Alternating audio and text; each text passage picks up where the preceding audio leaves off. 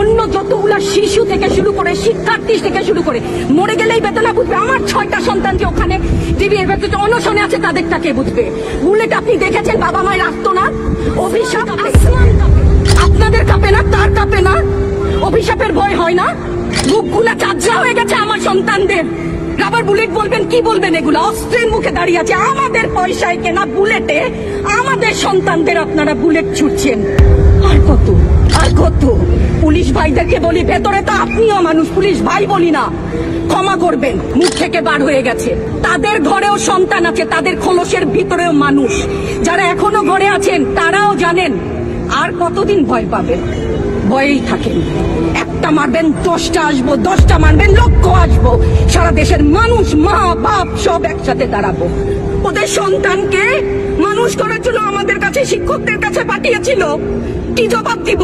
আমার তো কোনো মুখ নাই, আমি শিক্ষক, আমার ভাষা নাই। তাদের কাছে হাত জোড় করে মাপ চাই। নিরাপত্তা দিতে পারি নাই, নিরাপত্তা দিতে পারি নাই। মনে হয় রাস্তায় শহীদ হয়ে গেলে যদি এই লজ্জা আমার কিছুটা কাটে। ওদেরকে বলবার আমার কিছু নাই। আমি হিজাব পরি, বলেন আমি হচ্ছে গে জঙ্গি। আরো বলেন না, যারাই প্রতিবাদ করছে জঙ্গি। হ্যাঁ, 71-এর সময়ের জঙ্গি এক যদি চেহারা অমন হয়, 24-এর জঙ্গির চেহারা এরকম হবে। তাহলে দল করলেই কেন?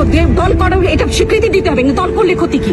অধিকারই তো চাচ্ছি, সাধারণ মানুষের অধিকার চাচ্ছি, ক্ষতি কি? কেন বারবার আমাদেরকে এই কথাটা শুনতে হয়?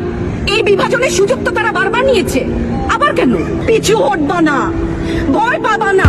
তোমাদের শিক্ষক আমরা লজ্জা পাই, তোমাদের থেকে শিখেছি। তোমরা যেমন আছো আমরাও আছি। যতদিন না 9 দফা ওদের মান না হয় ততদিন মাঠ থেকে সরবো না। কেউ নিরাপদ না তো। আপনি নিরাপদ? সংবাদ কর্মী আপনি কি আত্মসম্মান বিসর্জন দিয়ে বিভিন্ন নিউজ, লেবুর বাম্পার ফলন নিউজ করতে হচ্ছে না?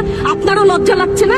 আত্মীয় স্বজনের কাছে মুখ দেখাতে পারছেন না তো? আপনার হয়ে আমি লড়ছি, আমাকে সহায়তা করেন। Thank you.